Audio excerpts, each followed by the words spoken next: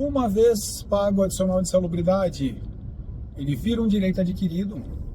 Preciso pagar para sempre para o funcionário? Essa é uma dúvida recorrente aí de técnico de segurança do trabalho, pessoal de RH, engenheiro de segurança do trabalho. E a gente vai comentar um pouco sobre isso, né? Então, antes de entrar diretamente na resposta, a gente precisa entender um pouco do que é o adicional de insalubridade, tá? Então, o adicional de insalubridade, ele passa a ser necessário o pagamento, faz jus o adicional de insalubridade para um funcionário, quando ele, durante as suas atividades, é exposto a algum tipo de risco, né, que está indicado dentre os 14 anexos da NR15. Tá?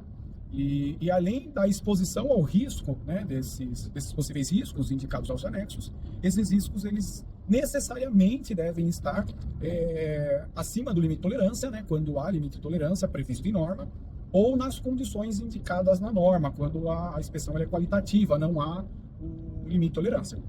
Então, uma vez a exposição nessas condições, né, faz jus ao adicional de insalubridade. E vamos dar um exemplo aqui, né? Então, um risco que é muito conhecido, comumente encontrado nas empresas, seria o risco ao ruído. Então, imagine aí um operador de máquinas que a máquina que ele opera dispõe ao ruído acima do limite de tolerância, né? Acima dos 85 decibéis, que é expresso lá no anexo 1 da NR15. Essa condição, ele coloca numa condição de exposição ao risco insalubre, tá? Acima do limite de tolerância.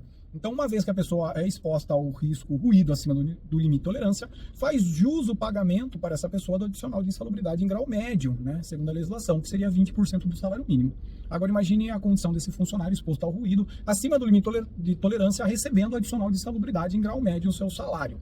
Uma vez a empresa reconhecendo esse risco, ela aplica medidas de controle, né? Essas medidas de controle elas podem ser através de EPCs, equipamentos de proteção coletivo, né? Eles atenuam aquele risco na fonte, ou através dos EPIs, equipamentos de proteção individual, né? No caso aí um abafador de ruído tipo plug, tipo concha, e aplicando, né, essas técnicas eles neutralizam o ruído, ou pode ser que eles não neutralizem, mas eles baixam o risco para dentro do limite de tolerância. Essa condição, né, ou a condição daí de risco, de exposição de risco do funcionário, passa a ser uma condição salubre, não está mais acima, né, do limite de tolerância.